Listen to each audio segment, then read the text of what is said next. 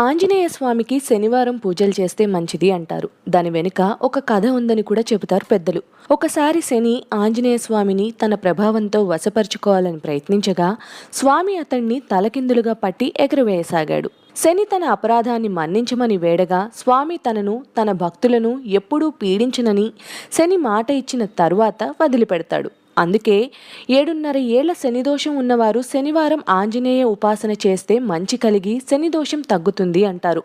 ఇతరులు మంగళ గురు శనివారాలలో ఏ రోజైనా స్వామికి పూజ చేసుకోవచ్చు.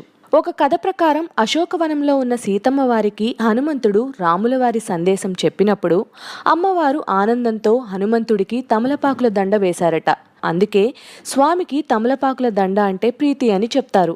మరో కథనం ప్రకారం ఒకసారి సీతమ్మ తల్లి అందించే తమలపాకుల చిలుకల్ని సేవిస్తున్న శ్రీరాముని వద్దకు వచ్చిన ఆంజనేయుడు శ్రీరాముడిని, స్వామి ఏమిటది, మీ నోరు అంత ఎర్రగా